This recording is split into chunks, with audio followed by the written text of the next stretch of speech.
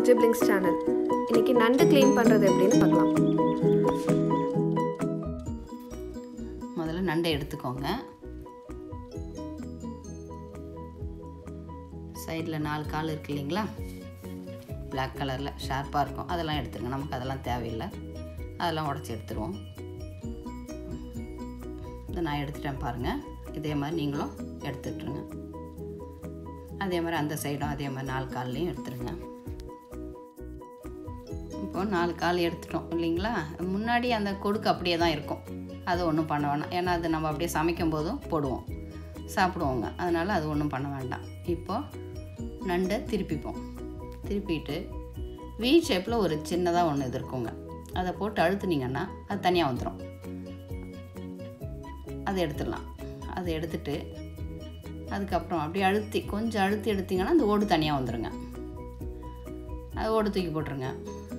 இதுக்கப்புறம் அந்த yellow colour வந்து செனை கொழுப்பு இருக்குங்க, அது ஒரு சிலர் விரும்பி சாப்பிடுவாங்க, ஒரு சிலர் சாப்பிட மாட்டாங்க. அது அவங்கவுங்க விருப்பத்துக்கு ஏற்ற மாதிரி கழுவிக்கோங்க.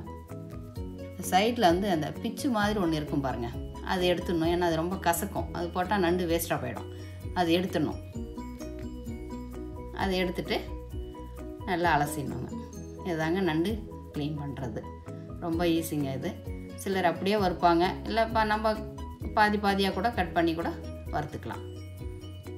அவ்வளோதாங்க நண்டு க்ளீன் பண்ணுறது இதுதான்.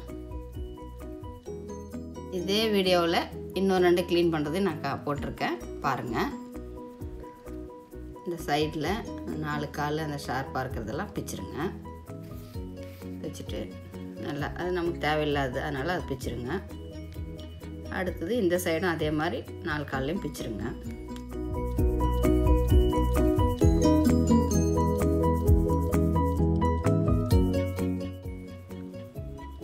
சைடில் இருக்கிறதெல்லாம் எடுத்துட்டோம். இப்போ பின்னாடி அந்த வி ஷேப்பில் இருக்கும் பாருங்கள், அது லேசாக அழுத்துனீங்கன்னா வந்துடும். அதை அழுத்துட்டு கொஞ்சம் அழுத்துனீங்கன்னா அந்த ஓடு தனியாக வந்துடும்.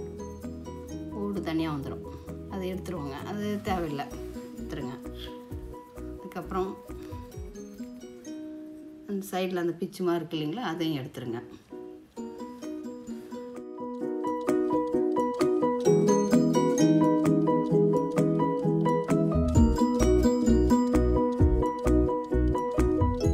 இது க்ளீன் ஆகிடுச்சு. இப்போ நம்ம தண்ணியில் நல்லா அலசிடுங்க. ஒரு 2-3 தண்ணியில் நல்லா போட்டு நல்லா அலசிடுங்க. ஏன்னா மண்ணுக்குன்னு எதுவும் இருக்கும், அதனால் எல்லாத்தையும் நல்லா சுத்தமாக அலசிடுங்க.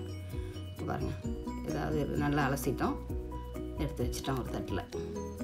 அதுக்கப்புறம் நம்ம எங்கள் சேனல்லே நண்டு செய்வது எப்படின்னு போட்டிருக்கோங்க பாருங்கள். பார்த்துட்டு கமெண்ட் கொடுங்க.